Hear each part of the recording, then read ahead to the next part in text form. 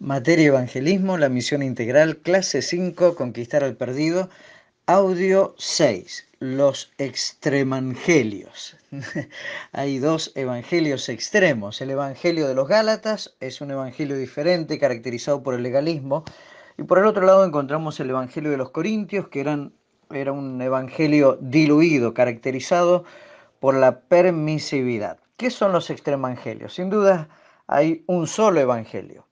Pero ¿cuál es el énfasis que se le da al Evangelio? En este audio compartiremos dos presentaciones extremas del Evangelio que encontramos en las cartas apostólicas. A uno le hemos llamado el Evangelio de los Gálatas y el otro el Evangelio de los Corintios. Vamos con el Evangelio de los Gálatas, un evangelio diferente. En Gálatas capítulo 1, versículos 6 al 10, Pablo habla que hay quienes predican otro evangelio y él mismo lo llama el evangelio diferente. La experiencia que tenían en ese tiempo es que detrás del trabajo misionero de Pablo venían los judaizantes. Este es un evangelio legalista, es un evangelio con mucha pimienta, donde no se experimenta la verdadera libertad cristiana y lo que hay es más parecido a una libertad condicional que la libertad gloriosa de los hijos de Dios. La dependencia no es en la palabra, sino en agregados doctrinales y mandatos humanos. Esto es un evangelio que perturba a las personas, que pervierte la palabra y que promueve al predicador. Veamos brevemente estos puntos. Primero, perturba a las personas. Usa la estrategia del miedo. Los evangelistas hacían un mal uso del temor a Dios y promovían la separación racial en ese tiempo. Hoy verás algunos que hasta son capaces de pegarle a las personas en el nombre de Cristo. La inestabilidad es una de las características que produce en los cristianos este tipo de evangelio. Se promueve la no comunión y el no contacto con cristianos que tienen otro pensamiento por miedo al contagio. La siguiente característica es que pervierte la palabra, o sea que agrega reglamentos humanos al Evangelio. Los Gálatas, por ejemplo, agregaban la circuncisión. Los legalistas agregan las normas de su denominación o su credo.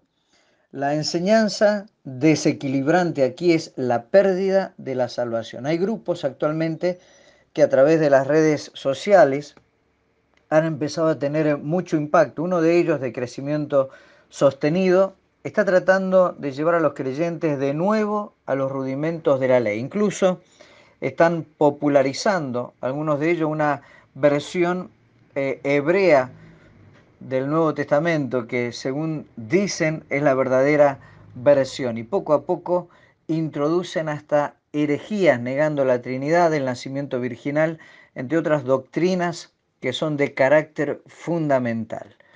Pero además, y en tercer lugar, lo que hace el legalismo, este tipo de doctrinas, promueve al predicador. La autenticidad está en el predicador. No evalúa si el mensaje es conforme o no a las escrituras, sino la popularidad o autoridad del expositor. La importancia está en si es apóstol, profeta, pastor, ángel o arcángel. Y en vez de confiar y aplicar el mensaje de Dios a la vida, se espera que el ungido, entre comillas, tenga una palabra inspirada de parte de Dios. Una buena técnica de defensa al respecto es el programa que podemos llamar los de Berea, o sea, seguir el ejemplo sencillo y fiel de los hermanos de Berea, que cuando ellos iban a sus casas miraban a las escrituras, ellos escuchaban las enseñanzas, iban a sus casas, miraban en las escrituras para evaluar si lo que el enseñador les decía era o no de acuerdo a la palabra de Dios. Y vamos al otro extremo. El otro extremo es el Evangelio de los Corintios. Y este es llamado allí mismo un Evangelio diluido. Corinto es la iglesia más carnal que encontramos en el Nuevo Testamento. Pablo nos hace ver que una de las razones es que el Evangelio era el mismo Evangelio que ellos estaban permitiendo. El resultado de este evangelio que está allí detallado en 1 Corintios capítulo 5, versículo 9 al 11, era la permisividad. Si leemos bien 1 Corintios capítulo 1, versículos 22 al 23 y capítulo 2, versículo 1 al 5, podríamos bosquejar el evangelio que muchas veces es llamado el evangelio moderno, un evangelio con mucha azúcar, no con sal, sino con azúcar. En primer lugar, es un evangelio sensacionalista, porque apela a las emociones. Los judíos pedían señales, lo importante es lo que sientes, ¿sí? Un evangelio enfocado en las necesidades. El mundo en el que nos desenvolvemos tiene un molde y para cada cosa hay un nombre, una razón y una emoción. Nos hemos acostumbrado a usar emoticones que reemplazan a los valores, pantallas cibernéticas que provocan lo sensual y redes sociales que enredan las relaciones. Ya no se habla de Homo sapiens, sino de una generación evolucionada de Homo sensibilis. Y lo triste es cuando nos encontramos con iglesias que promueven lo emocional, que colocan lo sensacional como detector de verdades.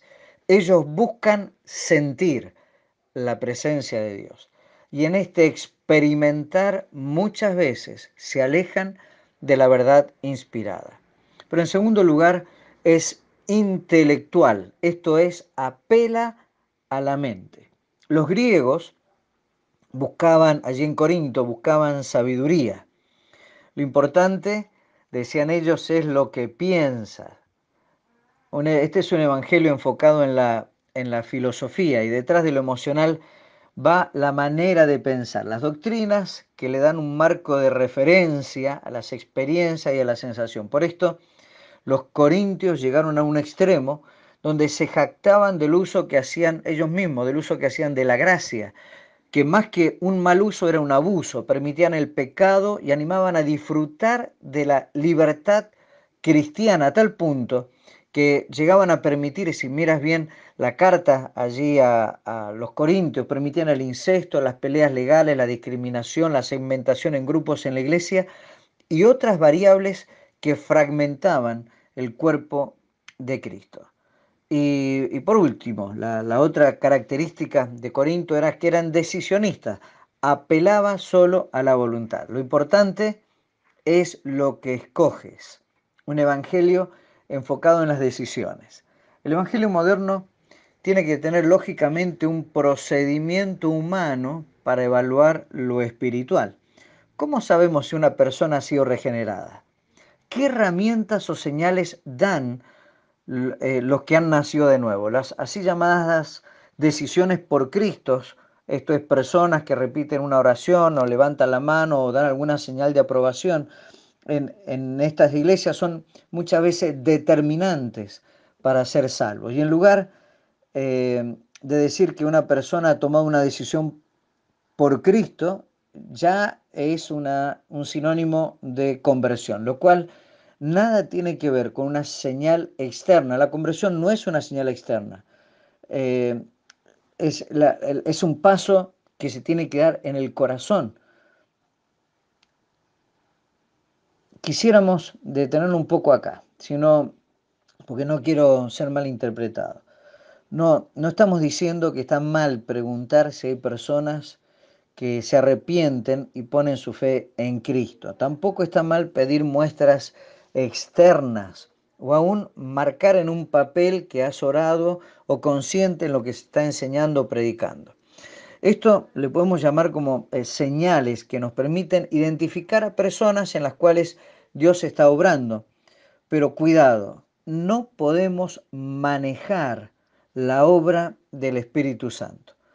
Todavía sigue siendo verdad que el Espíritu Santo obra de manera no estandarizada por criterios humanos. Sigue soplando de donde quiere y no sabemos de dónde viene ni a dónde va. Por ello, lo sabio es, si hay personas que manifiestan fe en Cristo, no los declaremos salvos nosotros, sino llevémosle de la mano a transitar lo que conocemos como el discipulado y allí sí evaluar la veracidad y con la ayuda de la palabra mostrarles, si no es así, el camino correcto. Por esto, aquí dejamos a los extremangelios, dos evangelios extremos. El evangelio de los Gálatas era un evangelio diferente. El evangelio de la pimienta es el evangelio legalista que perturba a las personas, pervierte la palabra y promueve al predicador. Y el otro es el evangelio de los Corintios, un evangelio diluido, sensacionalista, intelectual, decisionista, caracterizado por la permisividad. Un evangelio con demasiada azúcar. Bien, continuamos en la próxima clase.